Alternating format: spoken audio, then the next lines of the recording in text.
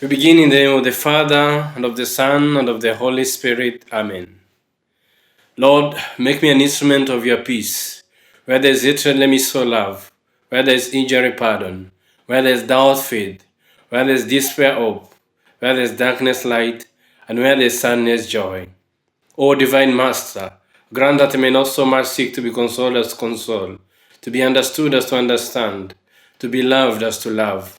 For it is in giving that we receive, it is in pardoning that we are pardoned, and it is in dying that we are born to eternal life. Amen.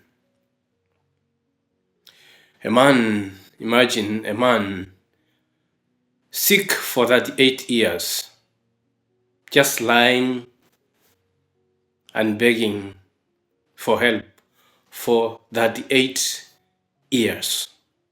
Such a long time of suffering. This is the man that we encounter today in the gospel. And this man was among many people who were sick and staying at the pool of Bethsaida. Jesus Christ was able to identify him.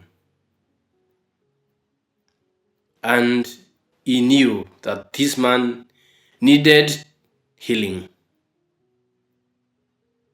And he goes to him and asks him a question. Do you want to be well? Ungependa nikuponye? Ungependa kupona? Uvaga, careful.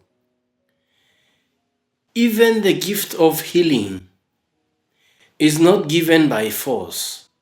It comes out of your own free will. You have to accept it freely. You have to be open to it. Any kind of healing, you have to be ready to agree that I need to be healed.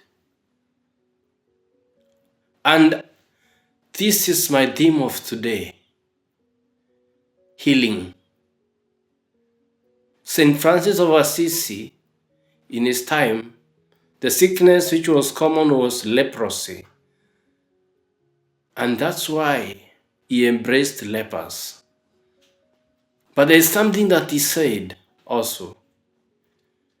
Before all the people who had come to see him after his father and reported him to the bishop, he removed all his clothes. And after that, he said that we have just covered ourselves, but we are all lepers. We are all lepers. Sisi wote ni wagonjwa.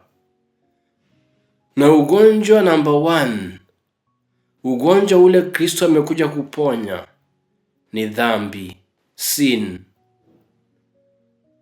And that's why after healing him, Jesus tells him, don't sin anymore, or something worse will happen to you. My dear ones, sin has its consequences, and the greatest consequences of sin is death. You may be alive physically, but you died long time ago because you are not in the grace of our Lord Jesus Christ. The question is, are you alive? Or you are just a dead walking among the living? A dead person walking among the living people. Sometimes you may die. Sometimes people may die before the bodily death. And sin is the one that we are called to fight.